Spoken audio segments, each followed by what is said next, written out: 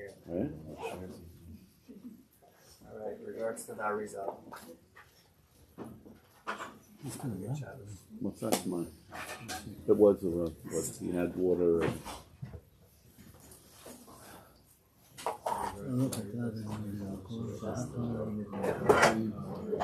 Nice, right? Amen. The whole seminary is inside of that.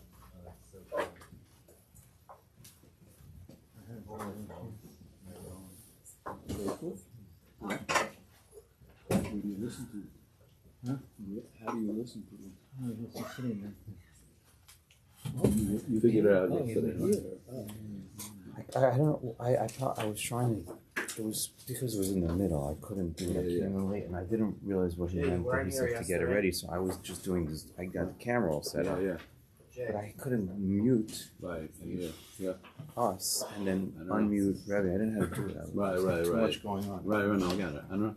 The whole building was falling apart. Yeah. It was like.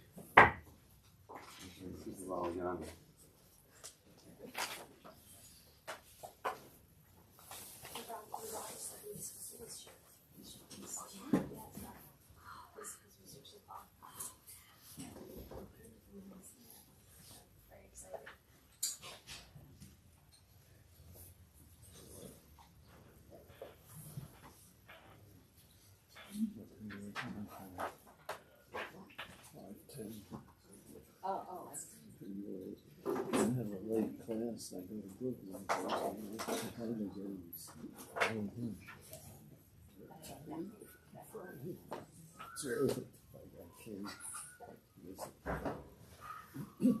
told him already next term I'm on late class. You have other classes with you? Well, different days. I'm there long enough that I can choose, say, I want to teach this, I want to teach another. 41 years. 70 as long as the store is in existence.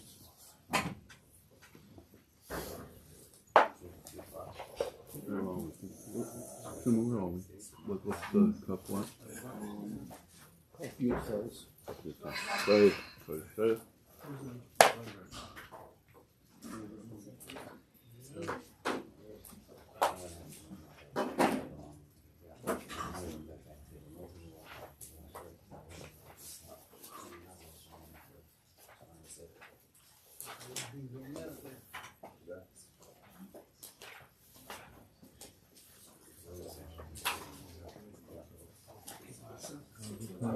Baruch Hashem, you?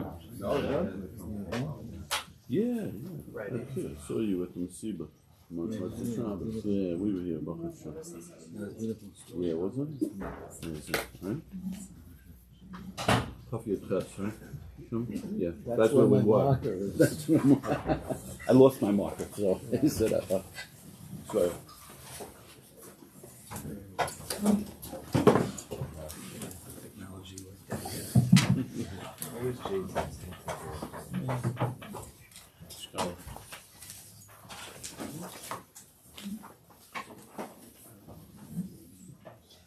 Okay, we're learning Hayaka, Hayaka. We're actually on the top of page Kuf Yud Tes, but let's review the bottom of Kuf Yud Ches. The last paragraph, let's go over again. I did it very quickly at the end.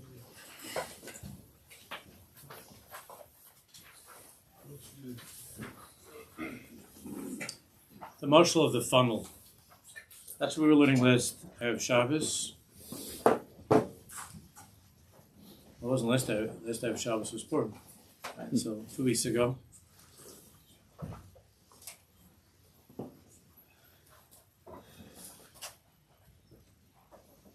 We're just reviewing on the bottom of the last paragraph in Kuf Yud Ches. It's really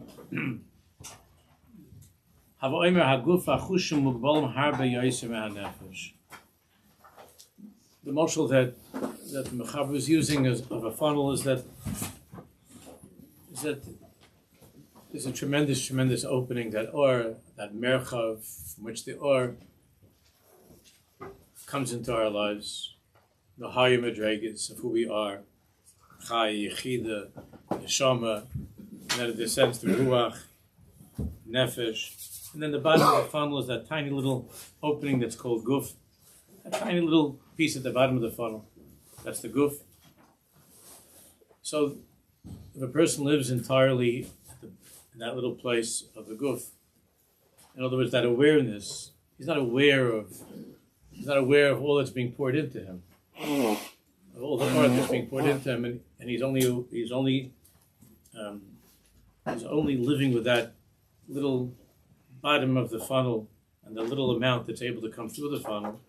That's a life of Guf, a life of a little bit more is a life of Nefesh, but this is a person who usually spends a lifetime stuck in thoughts or in yanim of work, and just the immediate family, and all that comes with that, all the accoutrements, the next vacation, getting a couple of extra dollars for this or for that, and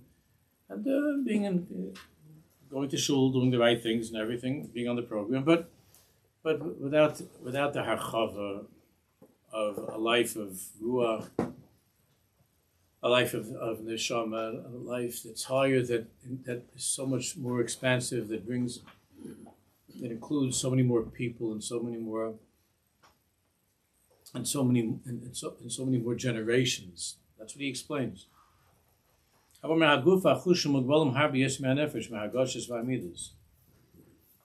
One's body and one's physical senses obviously are much more limited than the nefesh, the emotions, midas.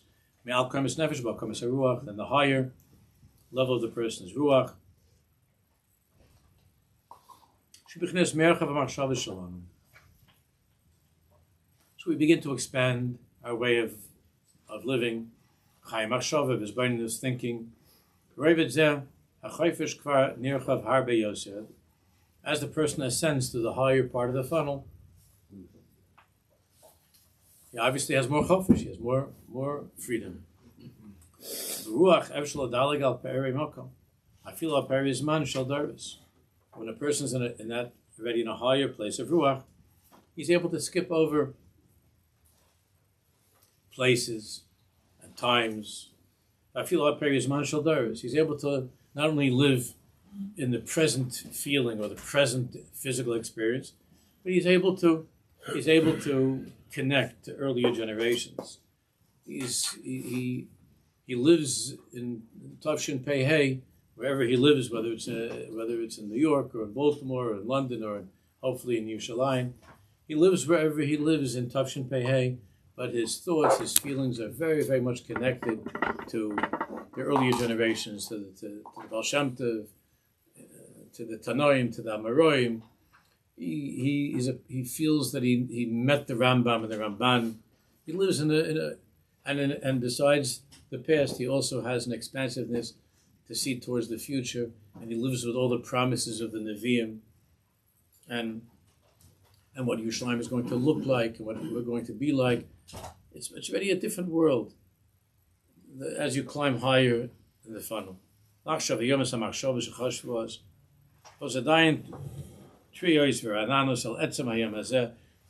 nothing has gotten stale. Nothing has gotten stale. When I learned, the Rebbeim that I learned with, I was zeichet to be my Rebbeim, Rabbi Lifshitz zeichet tzaddik l'shavracha, Yashabeh zeichet tzaddik l'shavracha, Shalvejik. When they would say something from the Rambam, you thought he was going to walk into the door, into the room. That's how he felt. When he was saying over something of Pshat in the Rambam, he felt that the Rambam was a living tzaddik.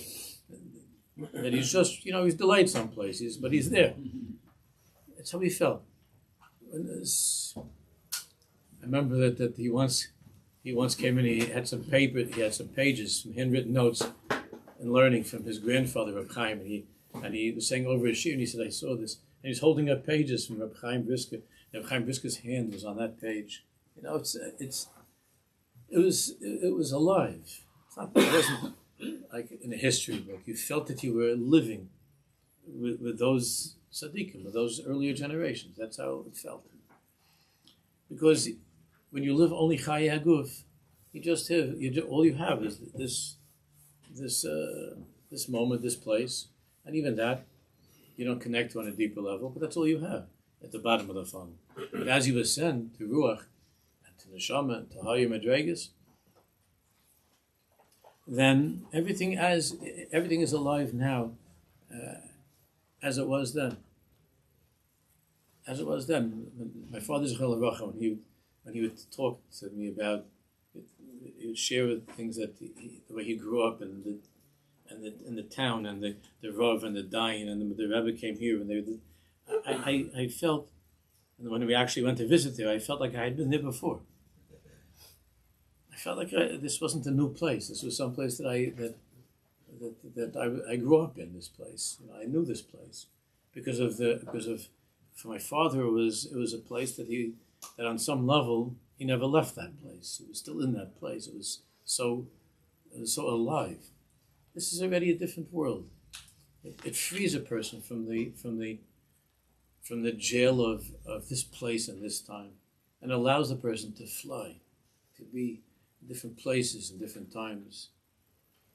So if all you have is the cake that's in the room right now, in other words, the guf, a person of the guf, the whole thing he has is, what can I eat? When's the next meal? So the piece of cake that we were talking about earlier on the page, that piece of cake gets stale, It's already 2,000 years old. It's a stale piece of cake. But a person who lives in a higher world than the piece of cake, it doesn't get stale. It doesn't get stale. Marriages that are marriages of the guf, where it was mostly a matter of guf, they get stale very quickly. They don't take long to get stale. When a marriage is a marriage of nefesh, ruach, neshama, so then they could be 95 years old and they're walking on a boardwalk somewhere, holding hands like they were just under the chuppah. It's a different. And when the people from the outside look at them, they see two Alta, they see two broken old Jews, they're barely able to creep along the boardwalk, but with each other, it looks like they were just married. It's chasna and kala. It's a different parasha. It's a different world. A machshavas noiskos is el hanetzach. In the place of machshavas, in that higher part of who we are, it's netzach. It always was and will always be. It's something that doesn't get stale. It doesn't get stale. So a person lives with constant hischadshus, with hischadshus. Lachein anshe ruach hamachshava. Therefore, people of ruach machshava, afilu milifnei alfei shana, adayin mashpiyim al ha'hoveh. Therefore, the Rambam is still alive. I once mentioned to you that I read someplace that they invited Rabbi Yoshe, my Rebbe, Rav Soloveitchik, they invited him. There was a conference that was being held someplace, I don't remember where, I think in Europe, of the 800th yard site of the Rambam, something like that.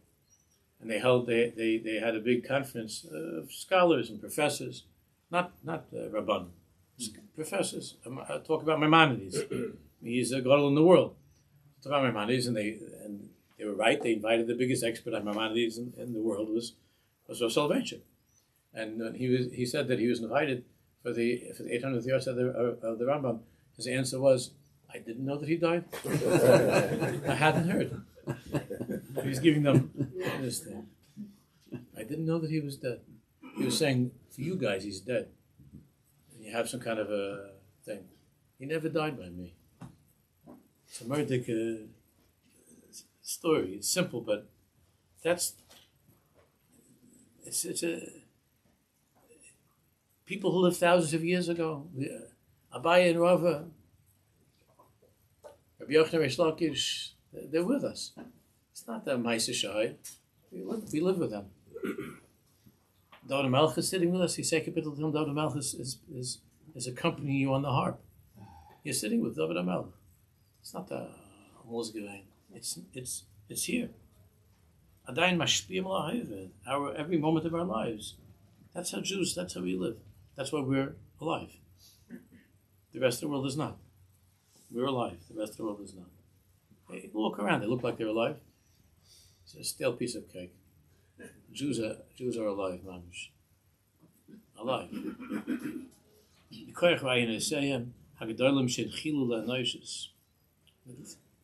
They left those tzaddikim, but the Rambam left us. And when a person is not living just chaya guf at the bottom of the funnel, he's living in that place. So he's connecting to these neshamas who are still talking to us. They never stop teaching us. They never stop living with us. Obviously, you're much more of a free person when you live that way than when you're stuck with what you have this moment in your life. That's all that you have.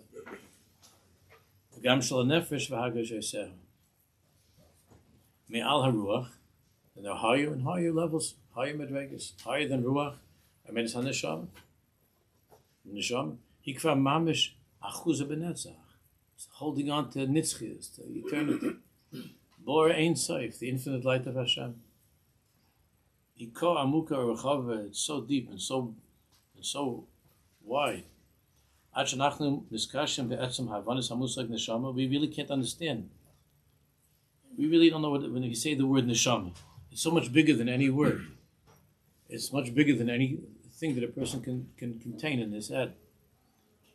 We can't really describe it.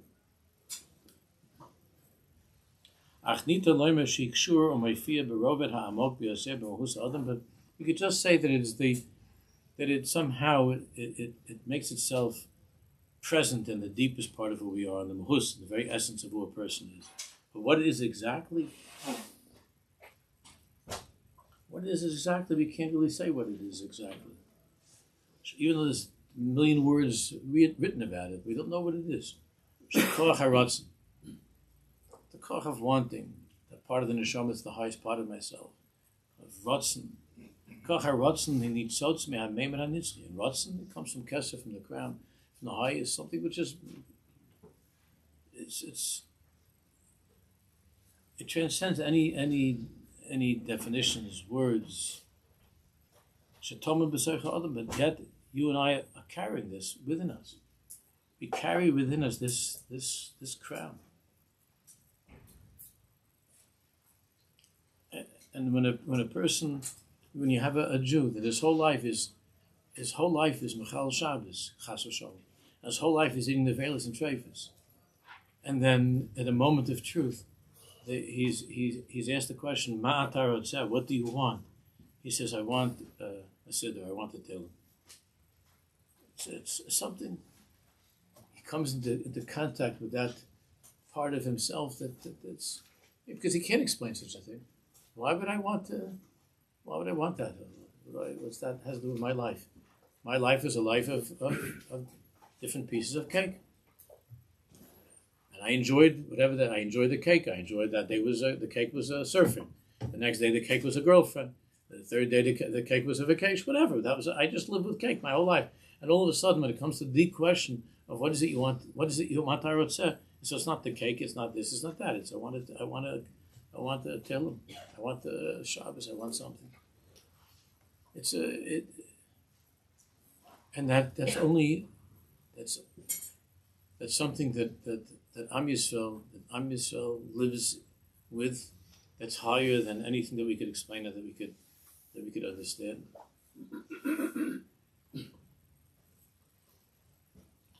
It's me'ameimer ha-nitzchi. Nitzchis. Shetomer b'seichor, but it's hidden. It's hidden within us. It's hidden within us. Roivet zehu elyon me'hamachshava. This layer, Roivet means this layer of us, is higher than any thought, than anything that we could understand.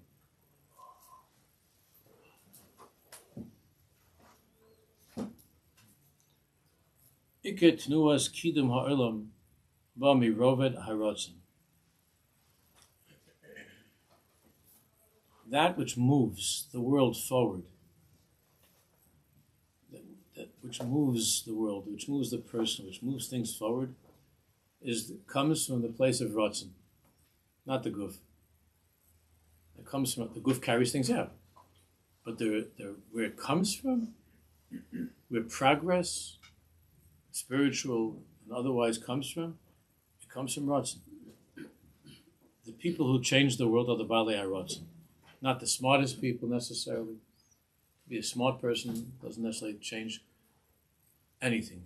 Not his marriage, not his parnasa. If he doesn't have the Ratzon, he could be the smartest person. It doesn't, and it could be a very emotional person. So it could be a Bal Ruach, Bal Hergish, but without Ratzon, without the crown, without Keser, without being able to answer the question of Mata Ratzah and to live with that, those are the people that change everything. The Balei HaRatzon. Hani Mikach HaRitzonos HaGedolim Shel Anoshim Gedolim. Big Ritzonos, big people. Now, even big Ritzonos for small people make a huge difference, but when it's big Ritzonos from a big person, wow, that's atomic energy. It's nothing. That's the biggest thing. Big Ritzonos from big people. Avram Avinu haya bal neshama anakit. Avram Avinu had a giant neshama.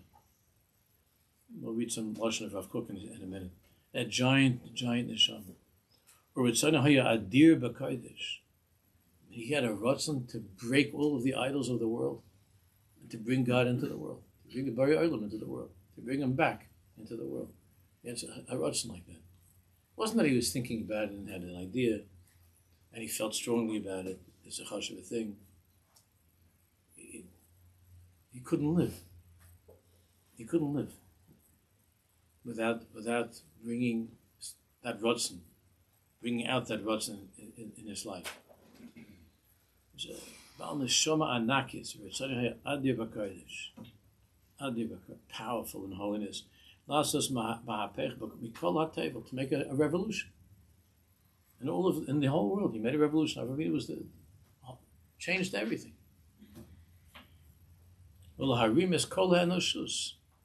He didn't just want to make sure that my kid gets into the best yeshiva.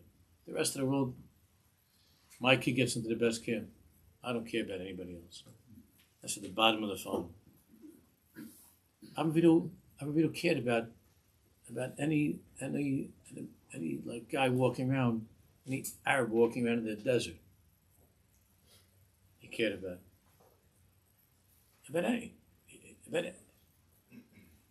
every single thing in existence should be able to be misanig, b'tanugim, the tanug of Or Hashem. It wasn't. You have people, they'll fight tooth and nail. These things, like I'll get somebody to call me up that they already spoke to like 20 rabbis and 20 rich people to get their kid into some yeshiva somewhere. The guy can't get himself to go to daven, on time to davening or something. Or when it comes to helping other kids or other families, you can't get this guy to be involved in anything in the community, but he'll kill to get his kid into yeshiva or a girl into seminary or into some camp somewhere. He'll kill. He'll do anything he can. He'll leave no stone unturned. So he's a Bal Ratzon. But it's his entire life is that's his piece of cake. His kid's his piece of cake. Okay, it's better than a piece of cake. It's more kosher than a piece of cake. It's your kid. But sof kol sof, that's what he has. It's all he has. He has his kid. What about Yanim? What about the other guy's kid? You have people that fight day and night to help other people's children. You see these people. Day and night they're helping other people's, not just their own, other people's children. You have some support from these people. They do to help kids with special needs, but to help other kids get into yeshiva.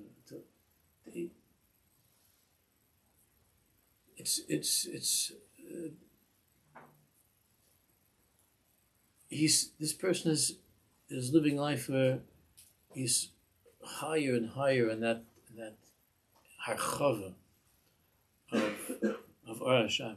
So Avram Avinu, Ratzon was to to help the whole world, to lift up Kol HaEnoshos, to lift up all of mankind. Aidei Hamadas Ummah, to build a nation. By building a nation, Shati says, Degel HaMusarius ve'emunah ba'olam, to build a nation that's going to carry the banner of truth, of emunah in the world, of morality, of emunah. Ad hayom, to this day, to this day, that rotzen, that plan, that revolution of Avraham Avinu is continuing to this day to change the world. It hasn't stopped revolutionizing the world. That a huge part of mankind are people that believe in something higher than themselves. Not necessarily in how we understand the truth of the Bari Olam, but to give all of mankind to climb out of Avodah Zarah, out of that low place of worshipping the dust on their feet. He brought the whole world, and Avraham Avinu is still being piled. Avraham Avinu's project is still going. It's still working. Avraham Avinu. All over the world. It's still anywhere where there's a person who has his chaskus and emunah, even if it's lahavdil, if it's an Eino ben Bris, somebody that's not from us, but he has his chaskus in something, in emunah, in hope. That he has a hope for something better. That's Avraham Avinu. Avraham Avinu gave this person the ability to hope for something higher than the guf. But they worshipped a piece of cake. You understand? They worshipped Ma'aseh. The people worshipped something that was created by the guf, and the image of the guf. What's Avodah Zarah? Avodah Zarah means to worship something that you made. There can't be anything lower than that. You're wondering why is it that every pasuk in the Torah, especially in Devarim, every second pasuk is about Avodah Zarah, Avodah Zarah, Avodah Zarah. It's all right, I get it. I'm not going to bow down to this stupid thing. I have no interest in that. It's not just about the statue, it's about your piece of cake. That's the revolution of Avraham Avinu against it. When he was breaking the idols, which we'll see Rav Kook. When he was breaking the idols, you're sitting around your whole life thinking about a piece of cake, and he took the piece of cake and I raised it. This is what you're thinking about, a piece of cake? Have a bite and go on with your life. There's something bigger than that. Your whole life is a piece of cake. Or your car, your girl, your job, your kid. That's it. That's all. That's all you have. Avraham Avinu broke those idols. That's what an idol is. An idol is something that you made. Even if it's your own kid. You could be worshiping your own kid. You never saw people like that? I'm not going to go into any problem because they might, you might see that I'm talking about you or something. I might say I'm talking about me. I don't know. People worship their kids, especially some of our wonderful mommies out there. They worship their kids. That's their avodah zarah. What about somebody else's kid? My Yankee, my Moishi, my Sarala, my Sarala. The rest of the world could die. I don't mean that chas v'shalom, but my Moishi. And they bow down to that, and they bring offerings to the kid. It's a funny thing. It's like some 14-year-old, you're bringing him a carbon. You don't see this? See this all the time. But the whole mitzvah of this person revolves around this kid. That's not the bria. That's not what Kadosh Baruch Hu meant. To love your child, to take care of your child. 100, of course, in a healthy and normal way, according to the Ratzon Hashem. Not that you're a Baal Avodah Zarah, that you worship your child. A person that is not learning, not davening, not growing because he's karei mishtachev at Maishi.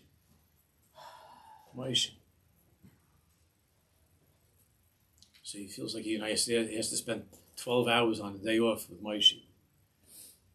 And all the talk's supposed to be about how we're supposed to give more time to Maishi. But I'm talking about when it's the other way. It's also the other way. It's also an extreme the other way. That's not the tachnit that Hashem had.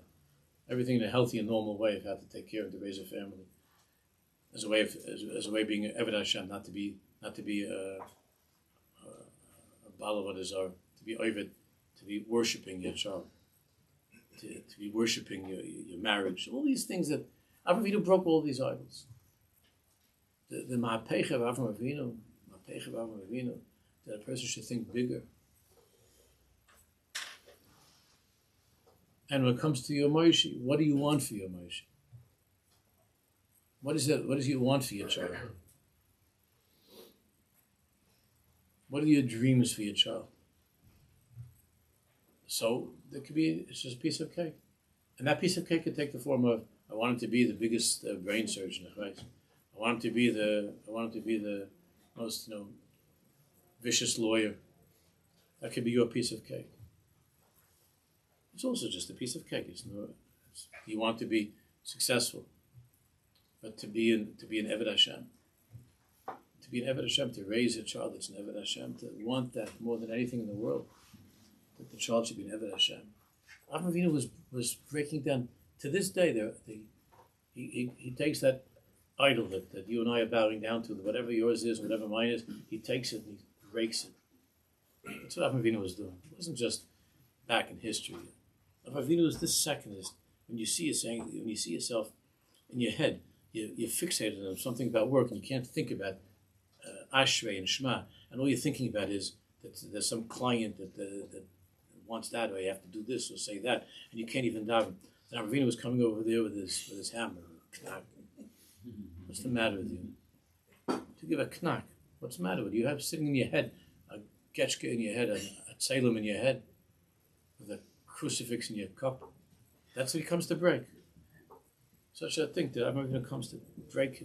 That's what you are. You have a half hour, 40 minutes to daven, and what do you have in your head? You have some thing about money in your head. That's what you're thinking about. 40 minutes more you can't hold. You have money in your head. Avram Avinu comes over there to break that. It's the Mahapecha of Avram Avinu. Whatever it is that you made into an idol.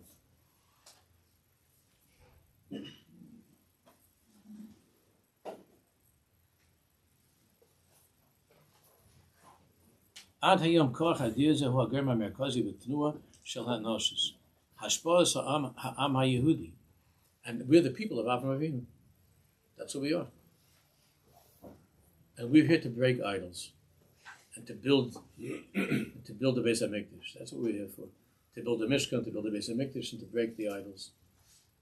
Hashpa'as ha'am ha'Yehudi al ha'noshus kula. And look how they hate us. Look how they hate us. Avram Avinu wasn't winning any popularity contests either. Yeah, he drew a lot of people to him. And that made everybody angry. And it's always been like that. It's always been like that. Hashpa'as ha'am ha'Yehudi al ha'noshus kula. That people, the children of Avram Avinu, who are a reminder to every single Oved Avodah Zarah that life is bigger and there's something higher than the bottom of the funnel. But those who live a Chayei Guf, they detest, they hate Am Yisrael. They hate us because we're a constant reminder of something much bigger than their lives, of something infinitely bigger, of something that's Ein Sof, and they don't want to feel guilty or bad about indulging in their piece of cake. You understand? They just want to enjoy the piece of cake, and then this Jew walks into the room.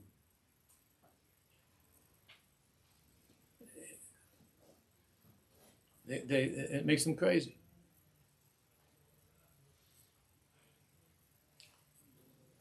And so we are the children of Avram, are the reminder to the entire world of something that is bigger than this world. And no matter how much you hate us, no matter how much you try to destroy us, you're just a miserable, pathetic piece of the world. And the world can't destroy the Neshama. The Guf cannot destroy the Neshama. Am Yisrael is the Neshama of the world. The Neshama is indestructible. You're all going to die and disappear. Am Yisrael Chai. So it doesn't, the Neshama can't die. The Neshama can't be destroyed. We're the Neshama of the world. We're the children of Avram. We can't die. And my Ushi was telling me last night that there's an unbelievable thing with the crazy anti-Semitism. I didn't hear the news, but coming from the right now, stronger than ever. They're going crazy. I don't know. He was telling me some things, some stories of what's going on. These are things they're talking about, like blood libels and stuff. everybody thought we were finished with these kind of things. But the sinner is a sinner's oilum. That's something that is impossible to explain. Only when you understand that it's a hatred for Avram Avinu. It's a hatred for something higher, for Kadosh Baruch Hu. It's the effort of the world to wipe out the neshama of the world. And they don't know what to do because the neshama cannot be wiped out. And they've been trying so hard. They're really good at it. And they try hard. And they think of all kinds of things. In the beginning, the Germans had this thing just, to shoot Jews. But it costs a lot of money, it takes a lot of time. And also, sometimes it could upset the stomach of the guys that are doing it, of the animals that are doing it. It made them feel a little bit queasy. And then when they would come home, they weren't so comfortable. So then they had to find new ways. And they advanced. First they were gassing Jews in trucks. They would put the exhaust in the truck. And they would take 10 Jews and put them in the back of a truck, and they would kill them like that. And then there were bigger chachamim. By the way, the ideas came from outside of Germany, from people who hate us outside. But there were bigger chachamim who had ways of killing more Jews. And they've been trying to figure, this is a way to destroy the neshama. The kashayanu, I say, kein yirba v'chein yirfes. It makes them crazy. It makes them absolutely crazy. So, she told me also last night, I get my news from him. So she told me that there's an Israeli company that was bought by Google for $32 billion. You heard this? Wiz. What was it, Wiz? Oh, that's the name of the company, Wiz. What do they do? Cybersecurity. That's what they do, Shabbos. Security. Why would Google care about Shabbos? Cybersecurity. Oh, cyber. I thought Shabbos security. I thought the guy's downstairs. I said, that's $32 billion for those. Oh, cyber security. $32 billion. That means there are a couple of Jews that are richer right now. Yeah? And the government got a piece of that too. I'm assuming the Israeli government got taxes, no? So taxes are high in Eretz Yisrael for $32 billion. It means the government got a couple of billion. So I hope they spend it in a good way. I mean, that could take care of a lot of Yishmael, just the taxes. So, take care, you know what I mean. So, I don't mean new social programs. So, $32 billion. That's the nicest. By the way, that's pretty chashuv that they did that from Google, and the whole world is trying to go away from Israel, go away from Jews. That's pretty chashuv. I don't know who these people are, but that's pretty. $32 billion. They also bought Waze. So that's also from Jews. So $32 billion. So could you imagine the Arabs now going out of their kalim? You got the Houthis running around in their sandals trying to find firecrackers, right? Like big firecrackers. That's what they do. On camels and sandals. And for 2,000 years, Zeh chelki mikol amali. Like, what did you guys do over the past tkufa? What have you achieved over the past tkufa? Well, we know how to reach Tel Aviv. It gets shut down, but we're trying to get there. What did you do? What are you doing? What did you do in Gaza? What did you do, Bechlal? And even the ones that they have a lot of money, it's because how Hashem Yisborach made the world in such a way that they have oil in that place, because they don't even know how to work with it, and they have to have people come from other places to show them how to turn on the faucet. They don't even know what they're doing. So not because they're stupid, because they're not Bali Rotzen, because they're lazy, and they're Menaf and they're Mizanim. That's what they are, and they're smart, but they're Menaf and they're Mizanim, and they're lazy, and they're Avodim, and because of that, they can't make any $32 billion deal like this. And during the time when there's a milchama, and the ones that they're trying to kill are making deals like this. I have such a lot thinking about how they're sitting in Qatar with their shmatas on their head. And you're like, oh, I can't believe this. It's only a 5-year-old company. Not even 5 L'chaim. I'm proud of them. Whoever they are, I'm proud of them. Beautiful. L'chaim. It's the rotzen of Am Yisrael. We have such a thing that during a milchama,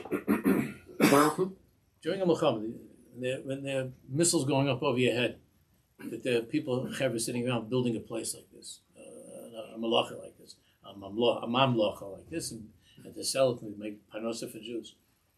It's something the world can't stand it. It's not just when it comes to Torah mitzvahs. It's the Ratzon of Am Yisrael, the Chiyas of Am Yisrael.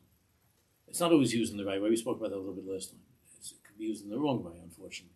But the Ratzon of Am Yisrael.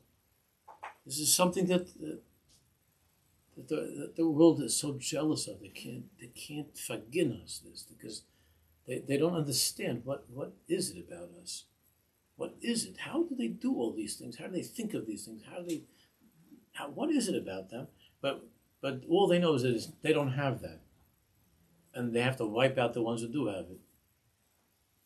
And that's all they're busy with, trying to figure out how to kill us, how to wipe us out. And if not in gas chambers, there are different ways of doing it. Different ways of doing it. This is Avram Avinu. Hashpah Am Yehudi al Anushis Kula B'chol HaHistoria Hi Hashpah Ha'amuka B'Yosem Mishal Kol Amei Tel. There's been no other people that have changed the world, that have influenced the world and changed the world and developed the world as much as Am Yisrael. Haminiya Shakol Mahalach Hazeh Hi Avram Avinu. Our Rebbe is Avram Avinu. Avram Avinu. Of course, Avram Avinu, all the tzaddikim, all the Yishpizim and all the tzaddikim. But Avram Avinu is the one that began to drag the Shekhinah back into the world. That's Avram Avinu. He was the one that began to break all the Avodah Zarah. V'chol ha'ashpah shel Am Yisrael ba'olam, and all the hashpah that the Jewish people have on the world, when it comes to making these companies, when it comes to everything, to science, to math, to thinking, to everything is pre koach haratzon comes from Avram Avinu. Pre koach haratzon hadir shel comes from this ratzon, from the crown, from the kesef, from that mitzias of Am Yisrael, of Nishmas Yisrael that comes from the top of the funnel, and the ones who live at the bottom of the funnel can't understand it. They enjoy receiving the Lord. They like to get the gifts that we made, all the medicines that Jews made, and all the other stuff that Jews. They enjoy that. They like the Bible too. They want all the stuff that we gave them, but they don't want us. But they like the stuff that we gave them. But they can't stand the fact that they can't do it themselves. They can't accept. They can't stand it.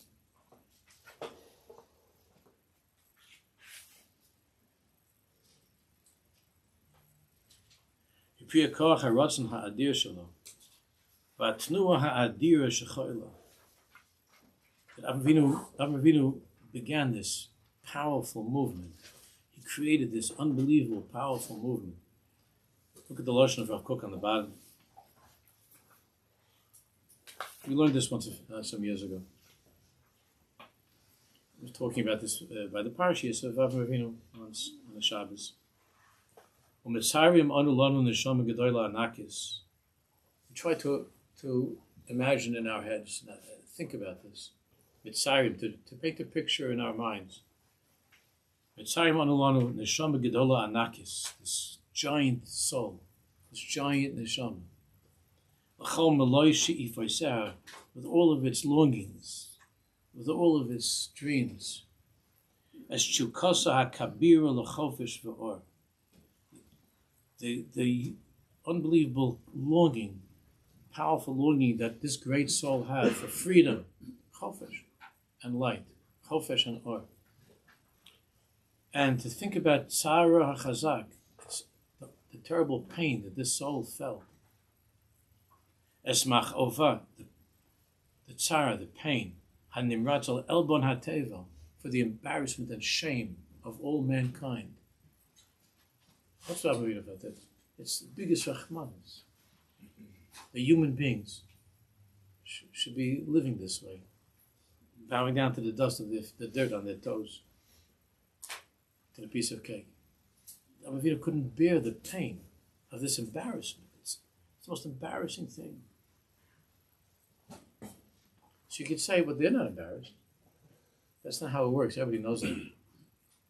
If you ever had to deal, let's say, with a parent who's no longer able to take care of himself or herself, and you had to give a shower, you had to clean up, that person might not be aware anymore of the embarrassment of pain, but There's nothing that's more humiliating or embarrassing, because you know that that person's a great person, and it's somebody that was once a vibrant, brilliant, creative human being, and now you're standing there cleaning up that person. There's no bigger bizayin in the world. A person should know from such a thing. The bush and the bizayinis. So the fact that that person isn't aware of it, doesn't understand what's happening, is a bizayin. Our Ravina felt the bizayinis of the world. The bizayinis. It's a busha. It's a busha.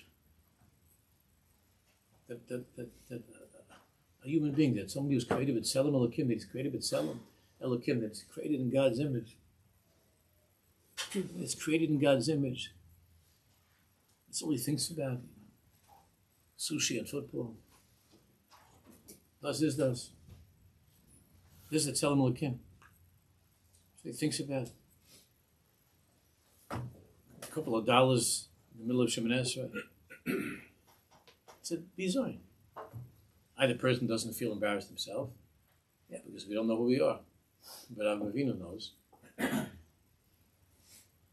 The kid who's cleaning up his parent knows who his father, who his mother is. The father and mother might not at that point in life understand anymore what. Bizayin is to feel for a mother or a father living in that, and that they don't take care of themselves.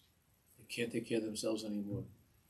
To try to imagine the pain of Avram Avinu. This is what Rav Kook is describing. Look at the words. Esmach ova hanimratz.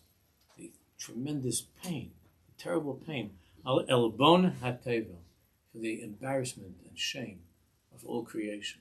That's what he felt. This is the world. This is mankind. The truth is, we should feel that way also. Not just for each other and for ourselves or for our mother and father, but for the world.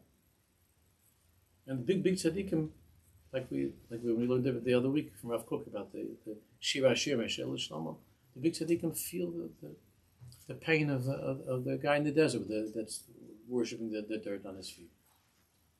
What do I have? I have a connection to this guy. It's a shaykhis.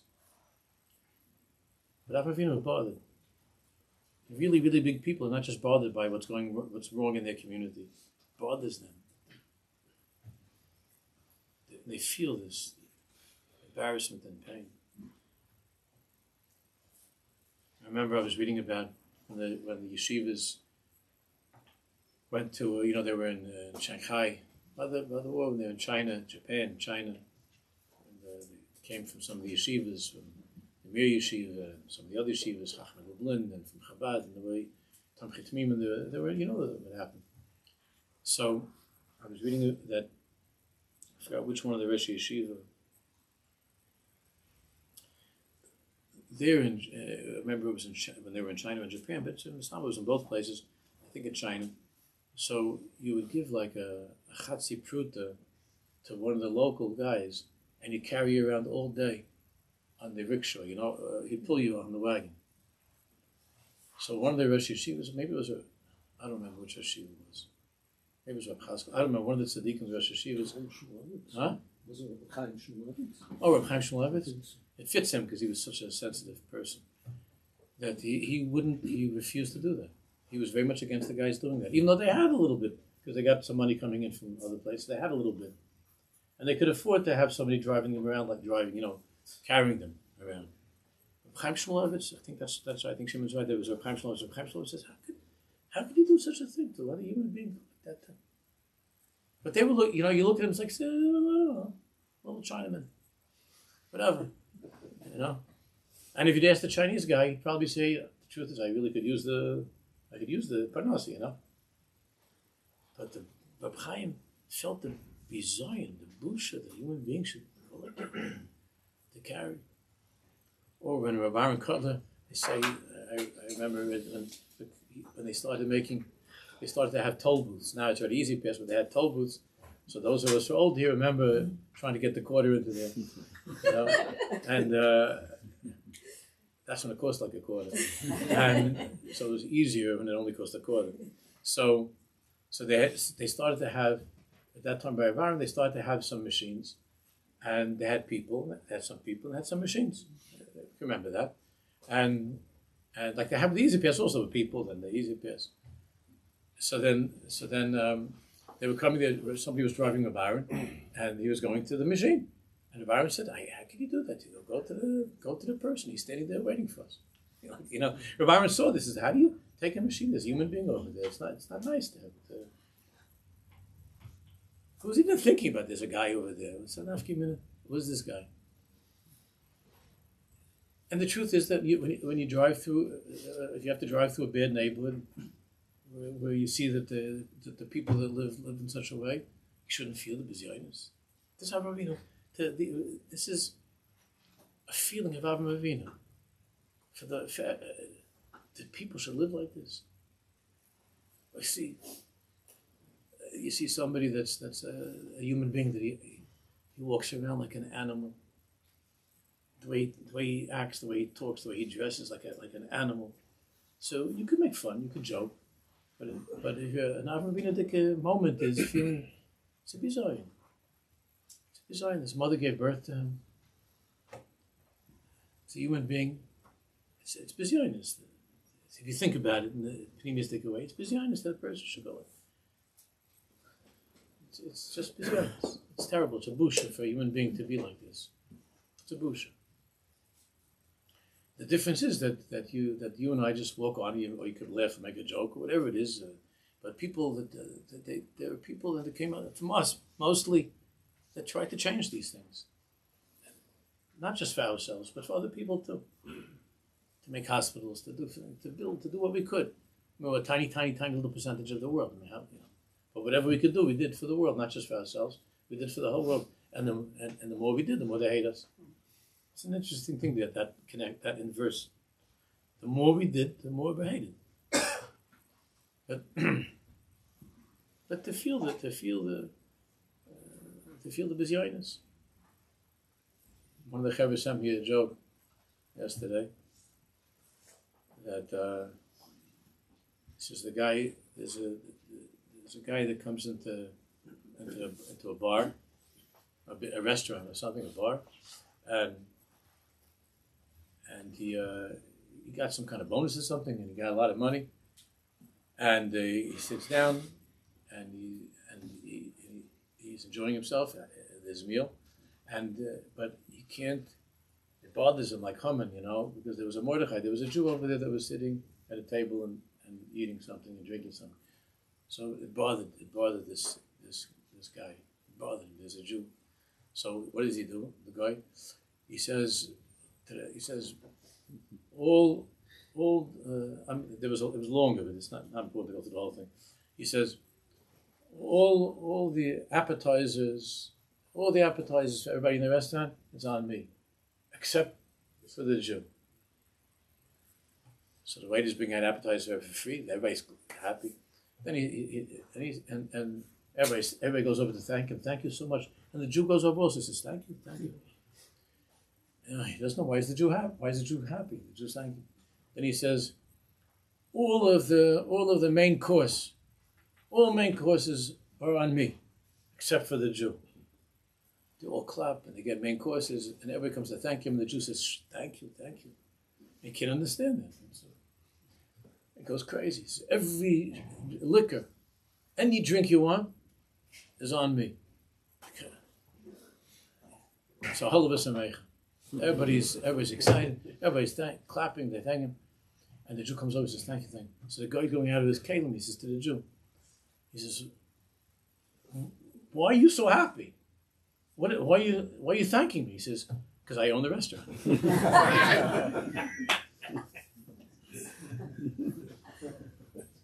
It's a gewaltige joke, and they know that, and it makes them crazy. So even though you can give them all the drinks are on the house, it makes them crazy. The success, the hatzlacha. The hatzlacha. The koiches, Sevar Yisrael. Even such a tiny little thing, a joke, but the koiches to build, to do. All the other zhlobs are sitting around on the house. The guy owns the house. So he had a good day. He had a good day. So Avinu felt al elboin hatevo, the embarrassment, the humiliation of all creation. It's Rachmanis.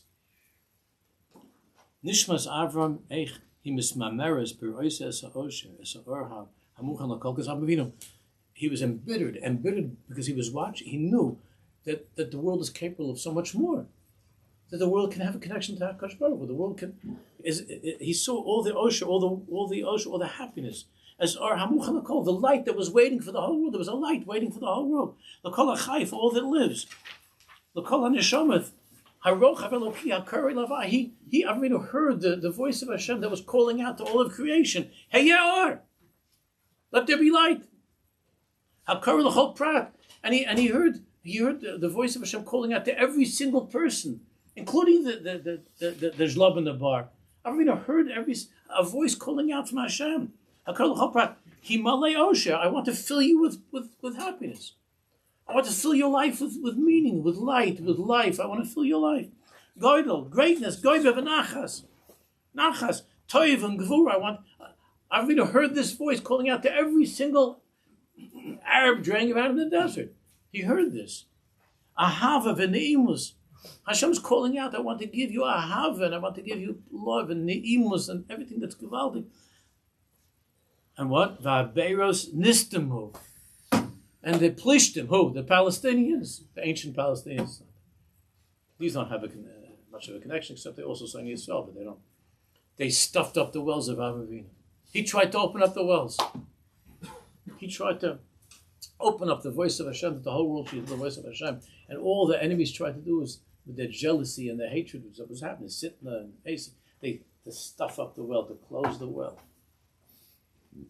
Sitmu Plishtim v'yimalim offer.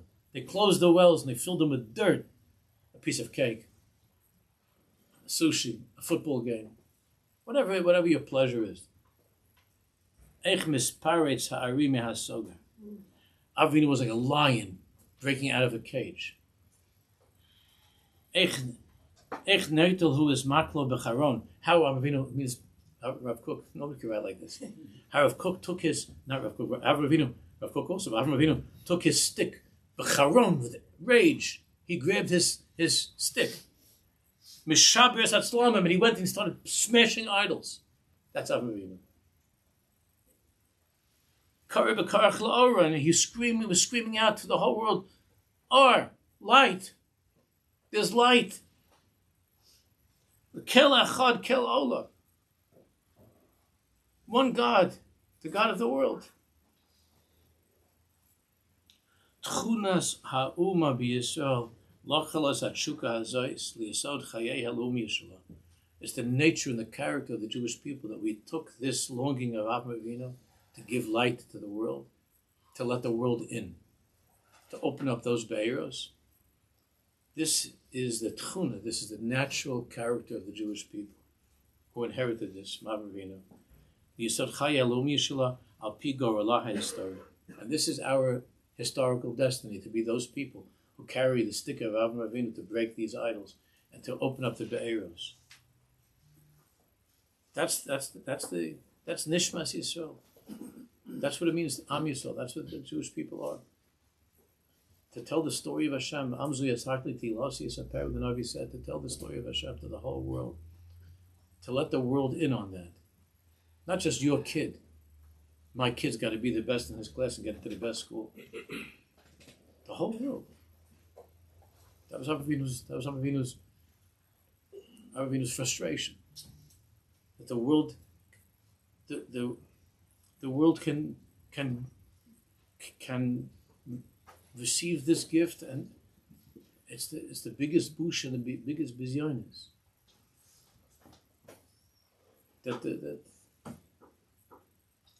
And Yitzchak Avinu tried to open the wells up again. And the whole history has been, they shut the well, we tried to open the well, they shut the well. What are they trying now to do? What do you think was happening in Eretz Yisrael? What's happening in Eretz Yisrael is that Hashem opened up this be'er for us again, the be'er of Eretz Yisrael. And Eretz Yisrael is a wellspring of life for the entire world. And all the Palestinians, the Plishtim, the Haitika Plishtim, the Ha'idna, the present day Plishtim, all they want to do is what? Listam. Lamale offer, to stuff it up and to fill it with dirt. What dirt? Look what they did in Gaza. They want to do it the rest of Israel. To fill it with dirt. That's all. They want, the well has been opened. You see that after the Milchama, after the Holocaust, the well opened up, and Jews are coming back, and Eretz Yisrael is being built up, and Yerushalayim is shining, and all they want to do is to destroy it, to fill it with dirt. And you think, no, they're Yishmaelim because they live there and they want it. How does that explain the rest of the world that are such big fans of that project of destroying the Jewish people, of Eretz Yisrael, anti-Zionists of the world? How do you explain that? Sit mul plishtim v'yamalim afa. You see that there's a well. You see that this is the well that has given life to all of mankind. Why would you want to stuff this up? Einstein had to run from Germany for his life, right? Why would you want to do that? He's a good guy to have. But the sinner, he had to run away. Are you chasing away Einstein? He said it's the dumbest thing in the world. They're not dumb people, the Nazis. They're smart people. But sit and police. The policemen are not dumb either. They can't live with that. Sit and police. So they wanted to fill the crematorium with the dust and the ashes of Jews, to fill the ones who have given life to the whole world, the ones who are the whole chiyas of the world, to destroy. So our job is to keep on holding out the Avraham Avinu's stick, and to break the idols, and to continue on, and to be idealistic people with big dreams, even though you can get very cynical, but not to be cynical, to have big dreams and to want good things, not only for ourselves and full of Am Yisrael, but as Hashem, the whole world should have Yeshua. Amen. Yeah. Shabbos. Good Shabbos. There's a couple of good cousins. Yeah. Then you have to go to